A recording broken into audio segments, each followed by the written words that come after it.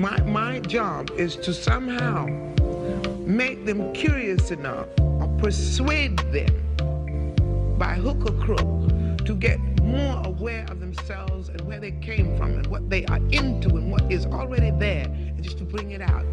This is what compels me to compel them, and I will do it by whatever means necessary. Welcome to the Black Girls Heal podcast, where we talk about healing our intimacy disorders, unresolved trauma, and building a healthy relationship with first ourselves and then others. Every episode, we will talk about advice you can apply today to break unhealthy patterns and grow in your self-worth. I'm Shena, Love Addiction Coach and Trauma Specialist. Let's begin. Hello, and welcome to the latest episode of Black Girls Heal. I am, as always, so excited to be in front of you today. In Houston right now, we are in the middle of a rainy season, which I love. I love rainy days. And if you know anything about Houston, from Houston, been through Houston, you know that, I guess all of Texas, but especially Houston, you never know what the weather is going to be. We could be freezing one day. We can be in the hundreds the next day, flooded the day after that. And so I love when I get an extended stint of rainy days, just like normal rainy days that you can cuddle up and get cozy and, just get comfortable, which is going to come in handy with what I'm going to be talking about today. Today's topic is the 4 seasons of self-love that you find when you are dating. And, I think that this could be applied to all relationships, but this idea for this topic came about when I was talking to a client. And, she's been going through her relationship journey, and I've seen so much growth in her. And I see how some things are starting to bloom for her. Some places she's starting to flourish. And there are some places that are still a little bit barren and hard. And that is such the common experience for all of us, that we can see hope and light and the harvest for all the things that we've been planting, all the seeds we've been planting in some areas, and some other areas still need a little bit of tending. So when I was thinking about this and thinking about what is the common thread and what are some themes as we go through these seasons of healing and how it shows up in our relationships, because like I always say here, our relationships are a mirror or the nature of our relationships, right? And so it is very easy for us to have it all together when we're just in our head and when we're by ourselves, but seeing how we are showing up in our friendships and our romantic partnerships and our family relationships and what we are feeling about ourselves says a lot. And so I was thinking about self-love and our self-identity and what that looks like. So in today's episode, I want to break down what are some of the themes that I've seen and what it looks like, what our self-love looks like when we may be in a winter season, what our self-love may look like when we're in a spring season, a summer season, and a fall season. And again, I really think that this will apply to all types of relationships, but I'm most likely going to use more dating examples in this episode, but we'll see. I haven't started teaching yet. So if that sounds like something you're interested in and wanting to know what season you might be in, then go ahead and keep on listening, and I hope that you enjoy. Thanks for listening to this week's podcast. Before we get started, let's take a small break to say thank you to this week's sponsors. Okay, so let's talk about it. So I'm going to jump right on in today, y'all. So first, let's talk about winter. So I'm starting with winter because winter is the season that we think of when we think of it being hard, right? We think of harshness. We may think of a barren place, a time when it seems like things are not growing, that things are a little bit more difficult than it needs to be, cold, feeling alone. And when I think about being in our winter seasons, these are the times when we feel like when we are doubtful that anything will bloom, that we're kind of looking out. We hear from other people that it gets better. We've been told that it's possible for things to bloom in our life. We've been told that, there's hope on the other side of it. But right now, even if that's true, right now, this season is really hard. And it makes you want to go within yourself. It makes you want to hide. It makes you want to find some ways to be to self-protect yourself and to not really be in interaction with people. Like you just don't even want to move. You just want to stay still, play dead, hibernate, right? And so in relationships, that's exactly what it looks like. All those same words, when you are either first starting your healing process or when you are working on a new discovery, because what happens as you heal is you don't reach this mountaintop where you're like, okay, I'm done. Take yourself out the healing microwave. What happens is you continue to conquer, to heal, to master, to gain awareness around, to gain acceptance around all the different wounds and places in your life. And you feel relief from that. You feel relief and you feel joy. But because you're growing, because you're self-aware, because you are open to being a better human being and learning about yourself and learning about what's important to you, and your eyes are open, you find more things. You find out, oh, there's some codependency. I thought that I had already worked through that. Okay. Or, oh, there's a little bit of ego. Or, oh, there's some fear. Or, oh, here's some social anxiety when I thought I had worked on it, and you continue to have different areas that you are pushed in. Here's some depression. Here's some anxiety. And it doesn't mean that the previous work that you've done has not worked. It means, you're at a next level and now you get to work in this new space. Now you get to heal what's coming up for you here. And so again, say you have just discovered something new. And so in this place, it's scary. No matter how much work you've done, no matter how much you have conquered or healed or self-awareness you've had, when you discover a new insecurity or when you discover a new hard place, those initial feelings, even if they only last a minute or two, but those initial feelings do come that it's like, oh my God, like this is so heavy. This is hard. Why do I have to even deal with this? Why couldn't my parents just hug me when I was little? Like whatever thoughts come up, it's like more. There's more. And then also because you don't really know how to deal with it, you don't have the skills around it, or maybe you've been trying to use skills to work through it and it just hasn't worked. And so winter is and can feel rough. And so when I think about self-love and what it looks like, self-love in this season looks like self-doubt. Self-doubt of whether or not you can do it, whether or not there is hope for you, whether or not there is more. When I think about what this looks like in dating, when women are first starting their healing process, and I'm going to talk about the container of women that I work with, and it may be different for others, but I'm just going to go off my personal experience of what I've seen with my students and clients. So in this season of self-doubt, this is where people are like, I want help and I'm thirsty for it and I'm ready for it, but also I'm doubtful of whether or not it can happen for me. I think that maybe I can get a little bit of it. I can get maybe a little bit of relief, but maybe everything that I want and all my dreams coming true, I don't know. This is where there's still a lot of self-doubt about one's worth. So whether or not they are good enough for the type of people that they want, whether or not they have not spoiled it, whether or not they have not run out of time, whether or not they are too broken, whether or not they have too much dirt in their past, whether or not they have missed their one chance at true love, whether or not, this is where all of those doubts and fears come in at. And so for me, what I think is the hardest part about a winter season in your relationships is maintaining hope that not only is change possible for you and is your desires, or that your desires are possible for you, but that you're deserving of it and that it will happen. And so a lot of times it's really important to have people around you who can hold space for you when you are doubtful. So that is what therapists do. That is what your coaches do. That is what your mentors do. That's what your healthy friends do for you. And also when they're reminding you that there is hope and promise, it can feel very annoying because you don't see it. But it's okay that you don't see it. It's okay that other people can hold that for you. So when you are struggling with self-doubt, you tend to kind of take what comes to you. So you tend to take, again, the scraps and the crumbs. So people who are giving you a semblance of the attention that you want. So someone who may be physically present in a relationship, but they have a whole lot of things going on. Someone who has potential to be a good leader in a relationship and, talks a lot about their dreams and talks a lot about what they're going to do. But do they actually have the follow through? No. But you'll take these things because they are very close to what you want. And they seem like it's better than having nothing. Or it seems like it is a better better than what you've had before. But again, it's based on the self-doubt. You don't know.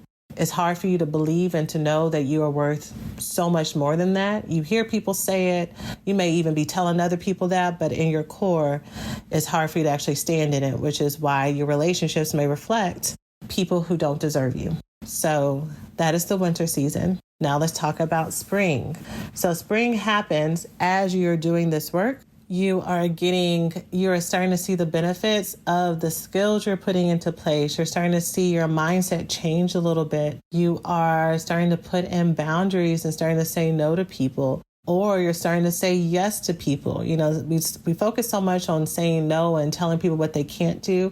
And many of us, what we need to learn how to do is start to say yes to life and yes to new experiences and yes to hope and yes to the possibility that this may work out for us and to step out in faith and to step out in confidence, right? And so you're starting to do more of that. It is still, the ground is a little bit wet still because it's spring, you know, so there's still some showers. There are still some days that are a little bit cloudy, but you can see the flowers starting to bloom, right? And so what's really beautiful about spring is now all of the things that you have been putting into practice, you're starting to feel the momentum of it, right? And you're starting to feel energized and you're starting to feel like, okay, this is it. And so I love this because it's such an exciting place to be. And here's the rub though, that comes with spring. And spring, especially in the form of relationships or dating. And of course, I talk about it in the form of healing from love addiction. This podcast, for those of you who are new listeners, I talk about love addiction here. I talk about,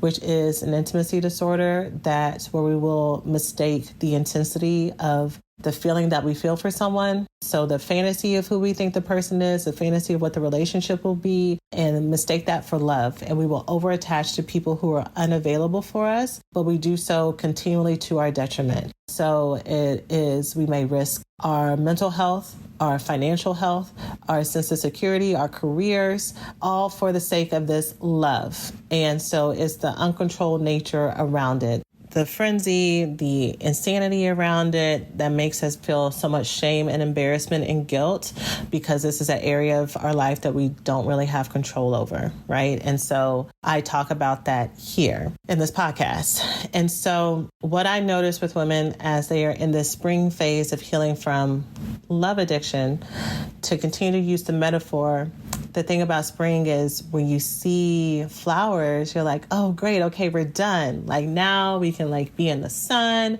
Now we can like rest. Like now I'm going to get everything that I'm looking for. And you kind of let your guard down until the next rainy day comes. And then there's like a few weeks of rain.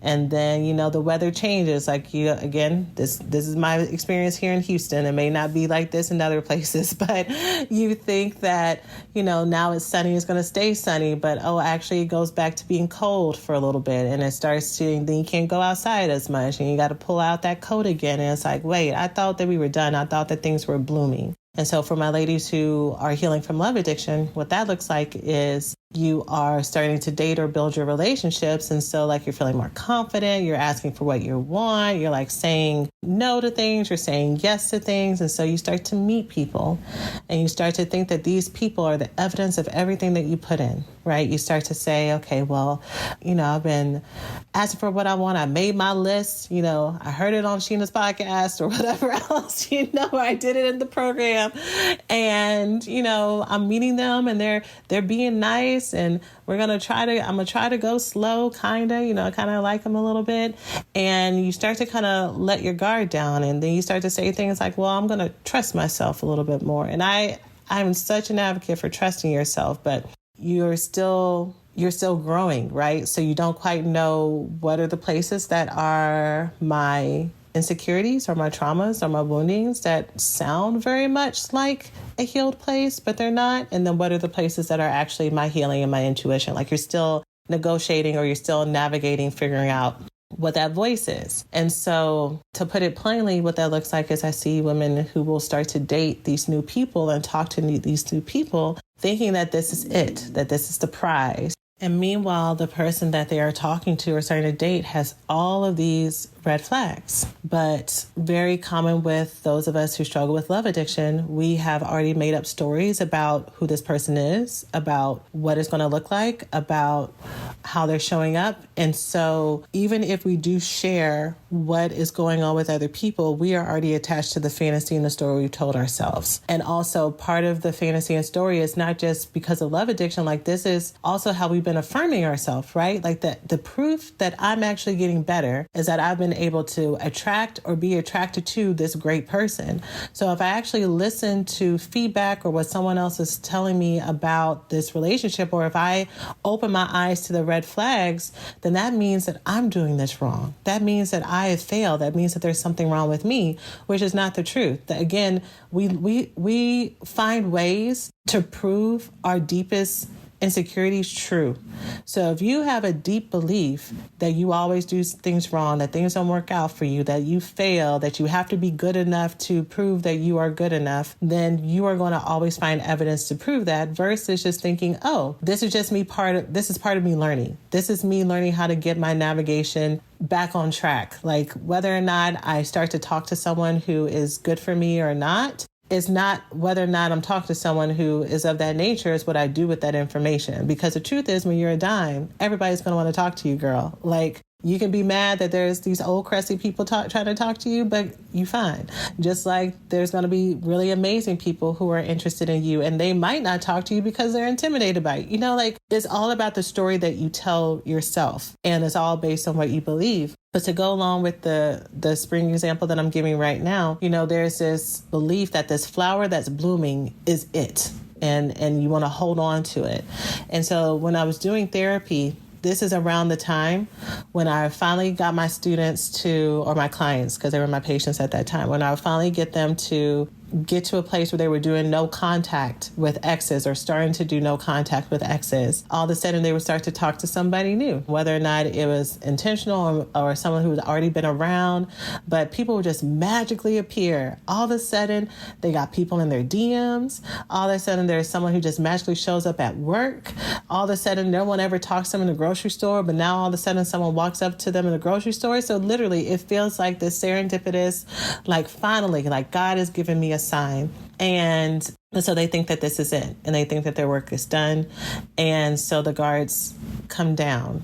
And this is also around the time that they would start to flake off because just like a love addict, you know, all I needed was a new relationship. All I needed was someone to like listen to me and hold me, you know, give me some loving and stuff on the side, and I'm good. And sessions would get further and further apart, you know, and until they realize that maybe this was just a first bloom, but there still needed to be some time for the weather to even out, that they still needed to wait a little bit, that they still needed to tend their garden, they still needed to pay attention to what might actually be a worm versus a dangerous caterpillar, you know, to figure out, I'm not a good gardening person, y'all, so I don't know the metaphors, but like what are the traps and what are the things that are actually evidences of growth? And so in spring, you have to keep your eyes open. So what I would deem self-love in this season,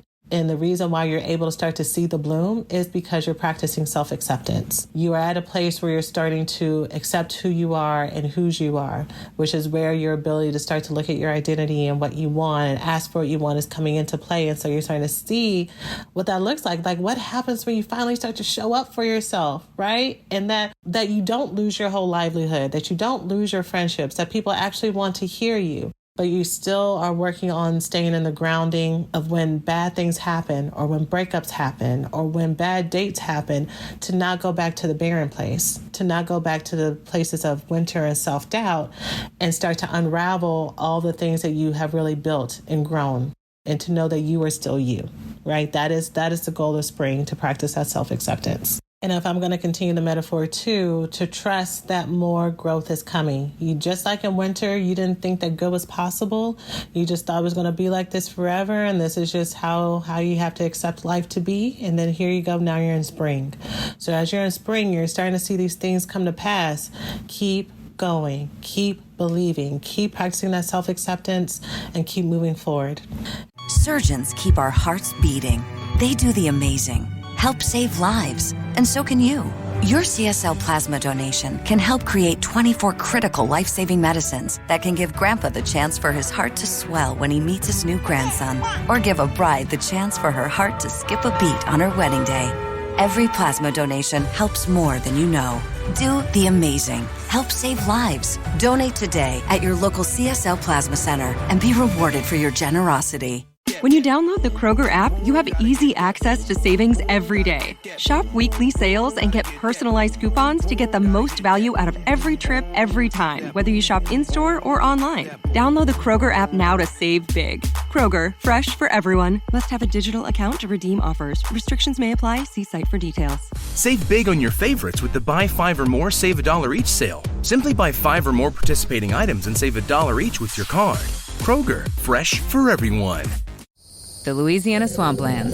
Out here, you're either lunch or you're enjoying it. Make sure you end up on top with the all-powerful lineup of Kia SUVs, like the Telluride, Sportage, and Sorento, equipped with available all-wheel drive, higher ground clearance, and the interior capacity to bring everything you need, so you'll always remain more than a gator's length ahead. Visit your local Kia dealer today to find your next adventure in our ever-capable lineup of SUVs. Kia, movement that inspires. Call 800-3334-KIA for details. Always drive safely.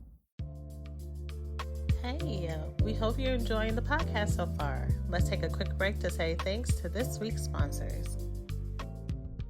And then, as you do, here comes summer.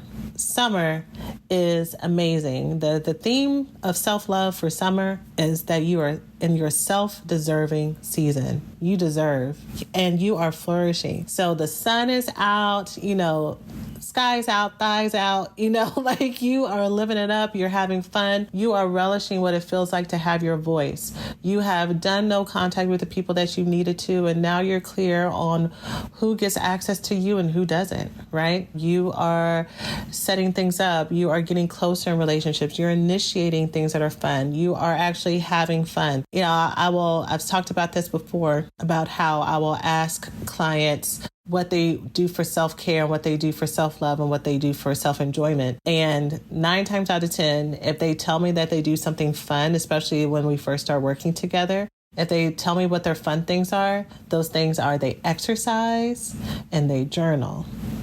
And sometimes they might talk about taking a walk. And I'm like, those are really amazing things that you do for yourself. And they'll talk about going to get a massage or getting facials. And I'm like, that is amazing body care, which it is. But what do you do that tickles your pickle?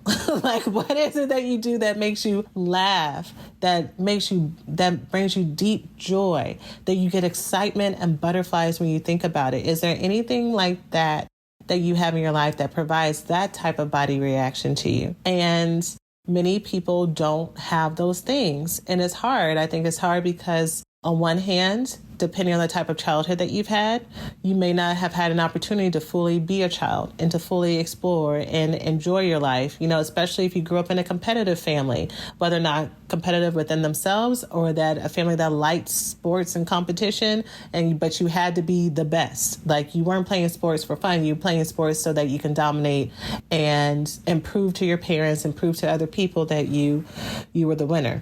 So whether or not you learned as a child what it was like to have fun just for fun's sake, or just growing up and being an adult and learning how to do adult things and having to have a full 9 to 5 and don't let you be in a city where you actually have to commute, and being too tired to go out and have fun and have hobbies. It is difficult when this is not something that was always given to you. But in this season of summer is about pleasure. Summer is about figuring out what lights me up, right? I can have all this ambition and I can have all these things, but what is it that makes this life worth living? And really living in that for yourself. And I love that for you. So when you are in this season of deserving, when it comes to that you feel that you're self-deserving in this chapter of your life, then you are having amazing times with your friends. You are having better dates, even if they're with people that you don't like or don't end up going further with. The dates are about the meaning that you have attached to the dates are different than before. Before, whether or not a date went well, made or break whether or not you would end up alone, or made or broke what you felt about yourself, and if you felt sad and disappointed. But now in this season, these dates are here for me for fun. And even if I like with someone and it doesn't work out, I'll let myself feel my feelings. I'll let myself feel my disappointment. I'm not going to push that down and act like I have to be happy all the time. But I have hope, and I have a full life outside of this. And I have people who I love and people who love me. And my sense of self-worth is not based on whether or not this relationship works out, right? So it is a whole 360 holistic cultivating that you have made that has made your whole world bright and happy and fun. Okay? So that's our season of self-deserving. And then finally, so you may be thinking, how can it get better than this, right? Because I've been going up. Or is she going to take a turn and go down with fall? And actually fall is our cozy season, y'all. Fall is the season that I call self-expansion. So when I think about fall is the season when we are digging into resting and connecting, getting comfortable. We're making plans. I literally think, and I have pulled up the lyrics, I think about Beyonce's song Cozy. And it was immediately one of my favorite songs off the Renaissance album because of these lyrics I'm about to read to you. So the part of the chorus where she talks about to be cozy means comfortable in my skin, cozy with who I am. I love myself, goddamn. Cozy, right? Another part of the song talks about she's a god, she's a hero, she survived all she been through, confident, damn, she lethal. Might I suggest you don't fuck with my sis, because she's comfortable. And so in this season, you've gone through so much. You have learned so much. You have grown so much. You have made meaning of the things that have happened and learned from them. You have learned how to practice talking to your inner child and loving on her and soothing her. You have learned how to attend to her in similar ways. So there were several episodes back where I've talked about this actually a couple times in these recent episodes, and I'm so sorry, I can't tell you which one it is. But I talked about being in conflict or being in an intense discussion with a loved one or a lover or a partner, and learning how to go to them with what you need, but that the primary place that you need to go is within yourself. Are you able to attend to yourself? Are you able to tell yourself the words that you need? Are you able to attend to your own traumas versus always being dependent on other people to fix things for you? And that's different than you holding it in and thinking that people don't want to hear from you and thinking that your feelings are too much and you're a burden. That's not what this is. Your feelings deserve to take up space. You deserve to be heard. And added to the resources that you've accumulated, which is talking with others, talking to your therapist, and telling other people how you feel, you've learned how to talk to yourself, and you've learned how to hold yourself, and you've learned how to love yourself. And now this is really, really just you settling in and getting cozy and getting comfortable and expanding and learning and growing more, right? Like your routines are set in for like self-love and for your relationships. You have really built in this internal sense of self-trust, and you have started to cultivate relationships around you that you trust, right? And it is really just amazing. So I really think of emotional sweaters. I was going to cut that out, but I'm going to keep that in because I think I'm funny. I crack myself up. So when I talk about emotional sweaters, I just mean wrapping yourself up in self-love. So what does this look like in relationships? To just be fully immersed in this self-love and self-acceptance and self-deserving, all the stuff you've been cultivating and growing on, and now you're expanding. This means that you're showing up fully in these relationships, like I already said, and that you are initiating things with other people, initiating whether or not it's connecting with them in person, sharing your feelings and your emotions with them. You are mutually holding space for them as well. You are telling people if you need something from them. You are letting people help you. You are helping other people. You are finding joy in that. In your romantic partnerships, you are asking for what you want, and you are settling into this is how it gets to be. Relationships get to be easy for me. Life gets to be easier for me. It doesn't always have to be an up and down. This can be really important times for your body work, especially learning how to get out of your mind, learning how to rest and take up space for yourself, learning how to not always be on the move, learning how to trust. A lot of spiritual growth tends to happen a lot in these phases as well. I mean, there's spiritual growth across the board, especially if you are someone who has a lot of spiritual connections. But I think at this place is really where it's easier, and it's very important for you to not feel like you need to be in control and to learn how to surrender and to just exist and just to be. And it's a really great place to be. But guess what happens? Guess what happens to bring it back full circle, like I said at the beginning, because you're at a place where you are learning about yourself and you're learning about what you need and what you don't need, and you're learning about what you like and what you don't like. And you are learning how to attend to that inner little girl and making her safe. Something gets discovered. Whether or not just being in relationships with other human beings who may love you dearly, but they may reflect some things that you didn't have the space to deal with before. It's not that more things are created, it's that as you've gone through life, your body, your psyche, your spirit could only handle one problem at a time, like just a few insecurities at a time. We can't do it all, right? And so as you become safer, as you become stronger, as you become more confident, that's when more things, your body feels safer to see these things. Like we don't have to have the self-protection and defensiveness. Or maybe you've worked on your defensiveness and now you're able to see some things that maybe you weren't ready to work on before. And now you get to do that work, which brings us back to winter, right? And so the insecurities around whatever it is that you have just discovered may come up. Fear about whether or not this is something that you can actually overcome. This feels bigger, like you've worked through so much, you've overcome so much, you've healed so much, you have gained so much self-love, but for some reason, this mountain feels insurmountable, right? And it makes you want to run, it makes you want to hide. It may make you feel embarrassed. If you're someone who struggles with perfectionism, this may trigger, and one of your core negative beliefs is, I'm not good enough, or I have to win, or I have to be the best, or something like that, then this can definitely trigger all of that performance stuff within you and make you feel as if you don't deserve the love that you have, or make you feel like other people are looking at you or talking about you or thinking less of you because that's how you feel about yourself. Not that it's actually happening, but it's how you feel about yourself. So you're projecting things. People love us so much, and when we are around healthy people, it's up to us to get on their level. It's up to us for us to catch up to the love that they're putting down for us and to trust it.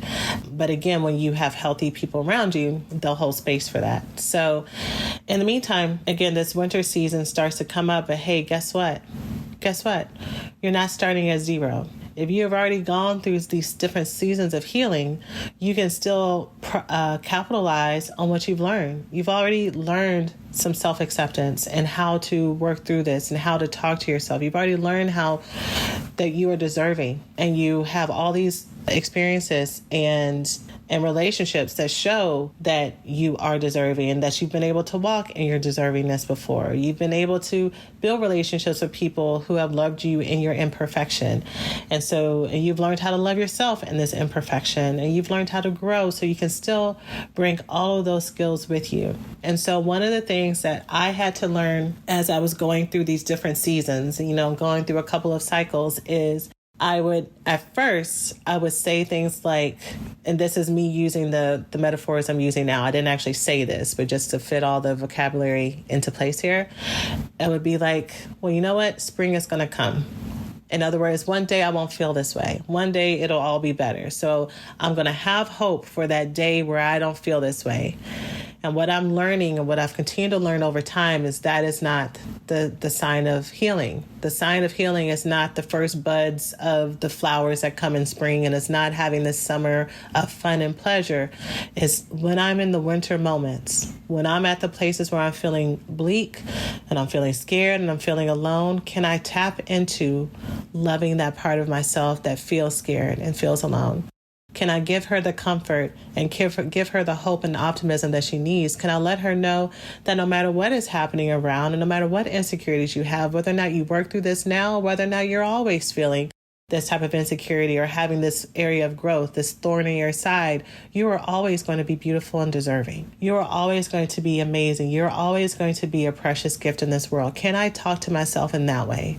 Can I own and hold that pose wherever I am, even in that imperfection? And so that is what I strive to now. That is where my goals are, learning how to be comfortable in just being and learning how to receive, whether or not I'm in my winter, spring, summer, or fall seasons. Can I still receive? And can I still be? And can I still hold the pose of the worth that I carry?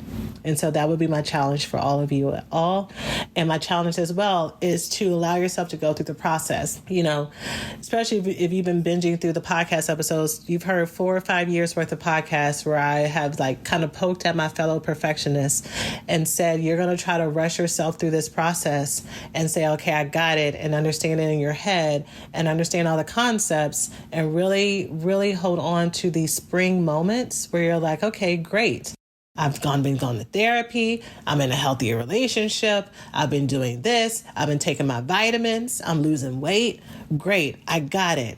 I might not be perfect is what you tell yourself, but I might not be perfect, but I got it. And then a hurdle comes and you take it very, very hard and you start to self-doubt. And so I want you to know that that's going to happen. I'm not telling you that to avoid it. I want you to know that the hard parts are going to happen. The moments of self-doubt will happen. And again, it's what you do with that.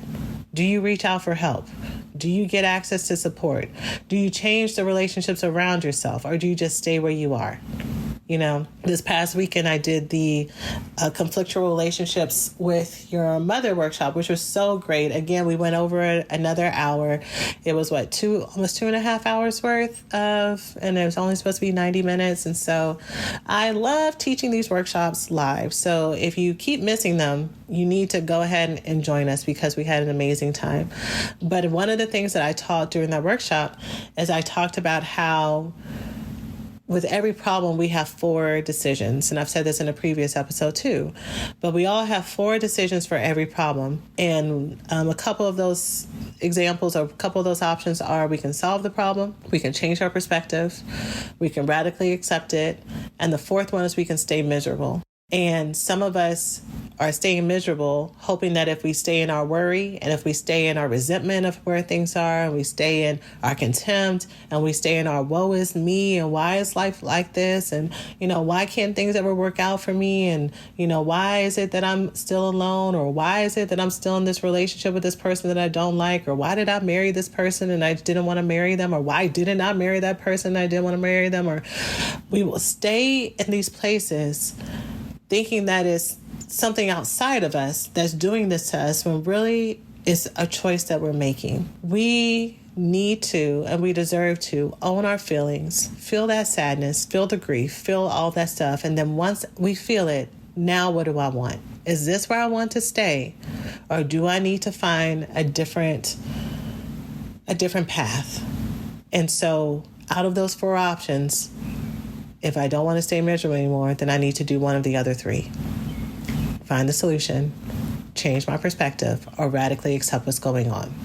And they're hard. They are very hard to do, especially if there's no immediate solution to whatever problem you have, especially in the natures of matters of the heart in relationships. There's usually a lot of gray. There's no black and white. There's no right answer. You can do this and it might work out, or you can do that and it might work out. And so there can be confusion about which way do I go, but you get to decide. It's the point. You get to choose. You get to decide what works for you. You get to be the master of your story. And so you have to use that courage and be willing to dig into that empowerment that you may have lost before, but just know that you have always had it. Just like Dorothy and the Wizard of Oz, you have always had exactly what you needed. And I encourage you and I challenge you to step into that in whatever season you're in right now. So that is it for today's episode, y'all. I have not pitched this in a long time, but I think this is a good segue for that. If you are wanting to work through these seasons and you're needing help and you're needing support and you're needing growth and you're needing feedback as you work through these different steps, I would love to have you in my recovery school coaching program. It is still live. It is still active. I actually got a text from a student who joined 4 years ago, and she is going to restart the program and go through it again because she found it so helpful. You have lifetime access to this program. You have lifetime access to any and all updates that I have as I come through. If there are certain workshops and certain programs, most of the time the recovery school students get discounts to it, or it just gets grandfathered into the program. So I would love to have you be a part of our Healing Circle family. So you can join by going to therecoveryschool.com. You can also go to our main website, blackgirlsheal.org, and click on Work With Us. It's the first program at the top, and you can read all about it. This is where I help women heal from the symptoms of love addiction, love avoidance, and love deprivation. And I'm available in our community to answer any and all questions and celebrate you and help you through it. I'm there for as much as you need or as little as you need. So we'd love for you to be a student, and you get to get started immediately. So again, that's therecoveryschool.com. And yeah, that's it. All right. I'm sending all of you love, and I will see you in our next episode. Bye for now. Take care of yourselves. Hey, so thanks for listening to today's podcast. If you enjoy what you've learned, it doesn't have to stop here. You can check out the blackgirlsheal.org website and grab the worksheet for this week's episode or any of your other favorite episodes from our shop with an overview of the main points, healing circle discussion questions and journal prompts, and challenges that you can take with you into the week. Also, you can check out any of our other self-study and coaching programs, resources, and freebies to help you heal from the intimacy disorders of love addiction, love avoidance, love deprivation, and the trauma that causes it. The best time to start or restart your healing journey is now. We hope you enjoy all of these resources, and until next time, remember you are so loved, and we'll see you in the next episode. Take care of yourselves.